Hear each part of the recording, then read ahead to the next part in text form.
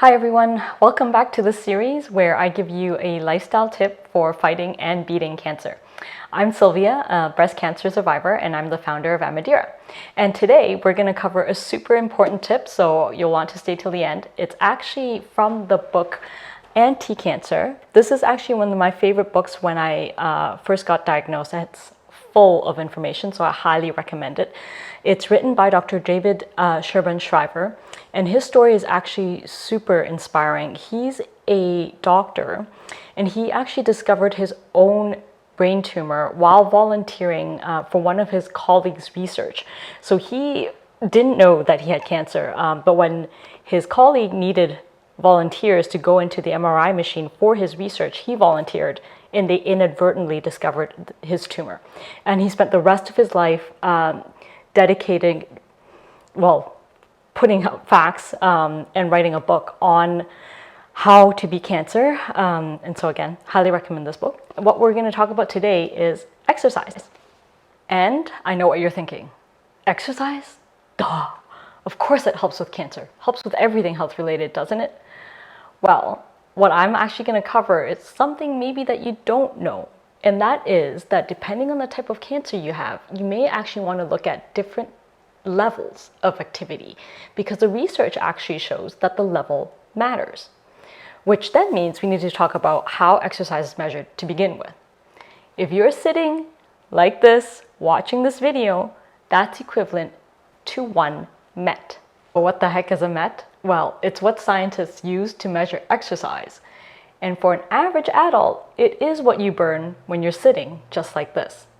For an average adult, it's 1 calorie per hour burned per kilogram of body weight.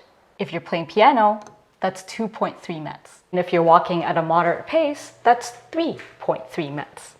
Aerobics, 6 METs. And jogging, 10 METs. So according to Dr. Shriver, the exercise that you want to do actually depends on the type of cancer that you have. Some cancers, like mine, the breast cancer, only require you to do moderate exercise a week. So that would be around, just referencing my notes here, 9 METs per week. Whereas if you have rectal cancer or colorectal cancer, you're going to need 18 METs a week. And if you have prostate cancer, you're going to need 30 METs a week to be actually making a difference in your fight. There's a separate study published by the National Cancer Institute and the American Cancer Society and Harvard, and they studied something very similar. They looked at what happens to your cancer risk for various cancers, depending on whether you do 7.5 METs per week or 15 METs per week. And not surprisingly, depending on the cancer, your risk lowering changes. So for my breast cancer, if I did 7.5 METs a week, that lowers my risk by around 6%. But for the same person doing that same amount of exercise who has liver cancer, you would be lowering your risk by 18%. Some things in life just aren't fair. I'm going to post all the links to the research for you to take a look at yourself so you can figure out what's best for you.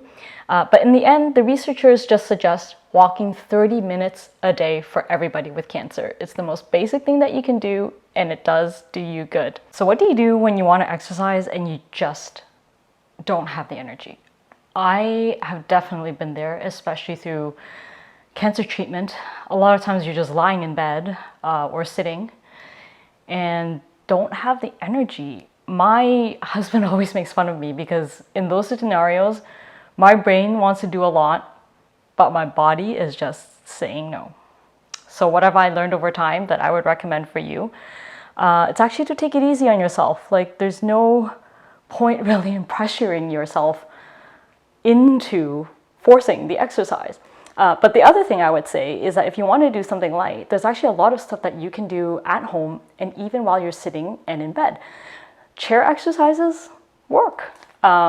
If you don't have weights and need a set and just actually can't be bothered, cans of food that you probably already have in the house work great. These are lightweight enough that you can adjust to what you want. And if you're tired, it gives you a little bit of extra oomph without tiring you out too much.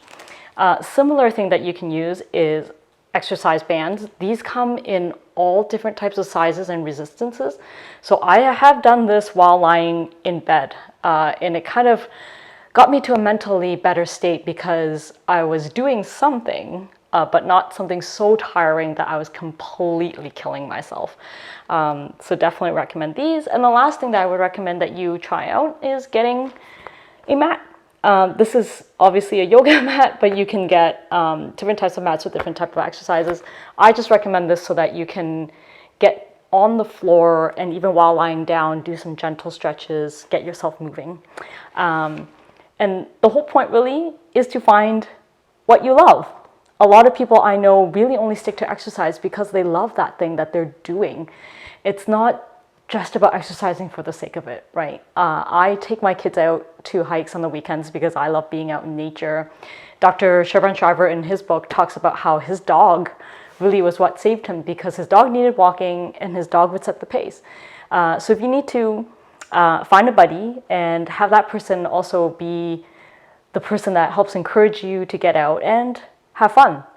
Other ideas that I think are totally fun that I know other people do, things like dancing, getting the music going, and of course, sports, right? Whether you like to play tennis, soccer, basketball, whatever it is, baseball, get out there and get moving.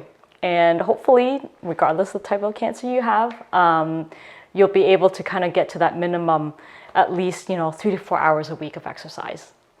And that's it for this week's tip. If you liked it, please follow and subscribe. I am aspiring, despite having a full-time job, to post one of these at least every other week, and then also at least a tip without maybe we talking on the weeks in between.